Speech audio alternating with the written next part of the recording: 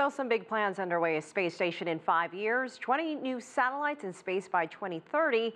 I asked Leroy Chiao if any other country is doing more at the moment.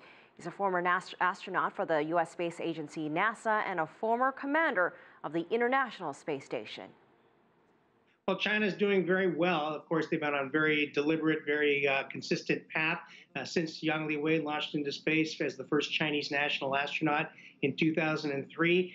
Their big near-term human spaceflight goal is the space station. First element launch is scheduled for late next year, I believe.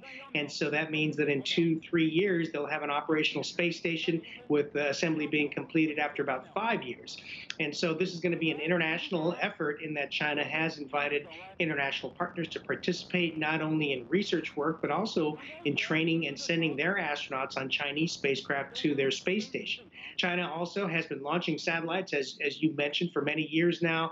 Of course, they're completing their own constellation of navigation satellites called Beidou, and they're sending probes. Of course, they sent probes to the moon, and they are planning to send unmanned probes to Mars as well. A little bit farther out, very exciting. China announced last year something that those of us in the space community have kind of known was an open secret, that China does intend to send its astronauts to the moon someday. They don't have a firm date, but they mentioned sometime in the 2030s. What are some of the areas where Chinese researchers can or should be focusing?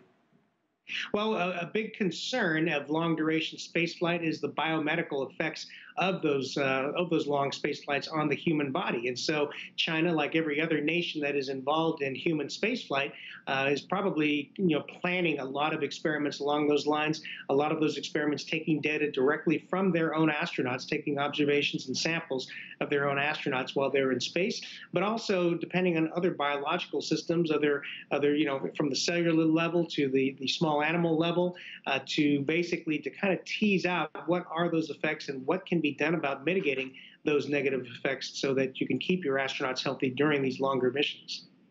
80 ideas were recently approved for funding and development. So with everything that's already been done by various space agencies or what is already in progress, what is there still left to do?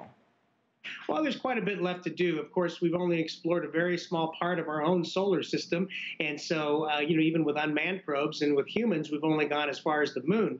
So, as you know, NASA is planning on deeper space exploration in conjunction with some of the international partners currently on the space station. And so, my hope is that we can all collaborate together and we can bring other countries into this partnership. So that being said, you talked about the unexplored frontiers of space. What are still the great mysteries still untold?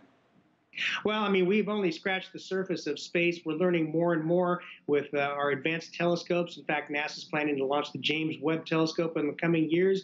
That will look much farther than the Hubble Space Telescope. But the Hubble itself and other probes have told us so much more. We've learned so much more about even our own solar system, even until just until the New Horizons missions, NASA's New Horizon mission to Pluto, just last year, we have learned so much about Pluto that what we once thought was just a cold, frozen ball out there, it actually turns out to be quite active. Similarly, a few years ago, the European Space Agency launched a probe to a comet that was 30 light minutes away and landed a probe on the surface of that comet, and we learned a whole lot about the composition of that comet and pulled back some data that showed that one of the prevailing theories of how water got to this Earth may not be correct.